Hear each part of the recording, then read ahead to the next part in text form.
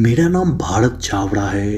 मैं जनकपुर का रहने वाला हूँ। मेरे पिता सुपारी और पान मसाला के रिटेलर व्यापारी हैं। पढ़ाई पूरी करने के बाद अच्छी नौकरी नहीं मिली तो मैंने दुकान पर बैठना शुरू कर दिया। वैसे तो मुझे मुंबई जाकर अपना कारोबार शुरू करने का मन था, लेकिन बाबूजी ने जबरन मेरी शादी करा दी। अब जिम्मेदारी आ गई तो पैर भी दुकान में ही जम गए थे। शादी के 3 महीने बाद कविता मेरी पत्नी पेट से हो गई। हम दोनों इतनी जल्दी बच्चा नहीं चाहते थे, इसलिए दवाई से हमने बच्चा गिरा देने का मन बना लिया। इस बात को हमें घर के लोगों से छिपाना ही था, क्योंकि यह बात अगर उन्हें पता चली तो वह हम दोनों को घर से ही निकाल देते। हमने चुपचाप बड़े अस्पताल जाकर यह काम किया। शायद यही भयानक गलती हमें नहीं करनी चाहिए थी। मुझे आज भी याद है, कविता गहरी नींद से भड़क कर जाग गई थी। उसकी सूरत पर गजब का खौफ था। एक पल के लिए मुझे लगा कि उसकी सांस बैठ गई है, लेकिन पूरी तरह से हाँफते हुए जब उसने अपने पेट की ओर देखने को कहा तो मेरे तो रोंगटे खड़े हो गए। उसका पेट बुरी तरह नीला पड़ चुका था और बार बार फूल रहा था, फिर बैठ जाता। मैंने गौर से देखा तो उसकी त्वचा पर कभी नन्हे शिशु के पंजे तो कभी उसका छोटा सा चेहरा उभार आता। वह एक दिल दहला देने वाला मंजर था।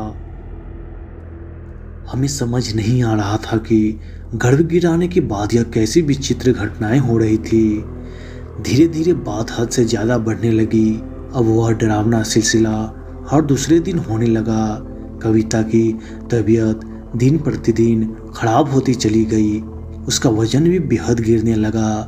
यह सब देखकर मेरी माँ ने हम दोनों की क्लास ली। थोड़ी देर आनाकानी करने के बाद कविता ने रोते रोते सब सच बता दिया। तब मेरी माँ ने उसे तो कुछ न कहा, लेकिन मुझे करारा चाटा मारा। माँ ने उसी वक्त हमारे गुरुदेव को फ़ोन किया। उन्होंने घर पर आकर साफ साफ बताया कि भ्रूण हत्या का घोर पाप चढ़ा है। आपकी संतान प्रेतहोनी में चली गई है। कई हजार वर्ष भटकने के बाद उसे मनुष्य शरीर मिलने वाला था। आप दोनों को कुकर्म से अब उसे वह सारे फेरे फिर से लेने होंगे, इसलिए वह आप दोनों पर बार बार मरणतोल प्रहार करेगी। सावधान रहना। माँ ने उनसे इस समस्या का उपाय पूछा, लेकिन उन्होंने क्रोध प्रकट करते हुए बोल दिया, मैं अनजान बच्चों के हत्यारे की मदद नहीं करता। इतना बोलकर वह लौट गए। इस वाकया के करीब 1 हफ्ते बाद मेरी कविता बाथरूम में लहूलुहान पड़ी हुई मिली। मैंने उसे तुरंत अस्पताल में भर्ती कराया।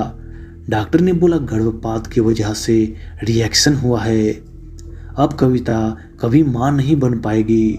हम दोनों अंदर ही अंदर समझ रहे थे कि किस पाप की सज़ा मिल रही है। मेरी पत्नी उसके बाद करीब 1 साल तक बीमार ही रही। शरीर तो गया, लेकिन उसके साथ साथ उसकी मानसिक हालत भी खराब होने लगी।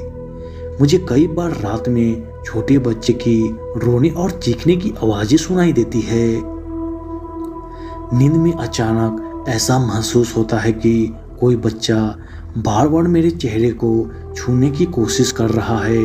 एक दिन अचानक कविता के माता पिता उसे घर लेकर चले गए ताकि उसकी हालत में कुछ सुधार हो। उस रात अकेले मुझे बेहद डरावने सपने आ रहे थे। थोड़ी देर हुई तो खून की उबकाई आना शुरू हो गया। मैंने बिस्तर से उठकर देखा तो अंधेरे में मेरे सामने एक विकराल शिशु हवा में तैर रहा था। मैं यह सब देखकर बौखला गया। मैंने जोर की चीख लगाई और बेडरूम से बाहर भागा। घबराहट के मारे मेरा पैर फिसल गया और सीढ़ी से नीचे गिर गया। अगले दिन मुझे होश आया तो डॉक्टर ने सॉरी बोलकर यह बताया कि आपके पेट के नीचे हिस्से में गहरी चोट लगी। आप अब कभी भी पिता नहीं बन सकते। हम दोनों पति पत्नी अब मौत के इंतजार में जी रहे हैं। उस नवजात बच्चे के प्रेत का अगला बाढ़ कब और कैसा होगा, इसी डर के साए में पल पल गुजरता जा रहा है।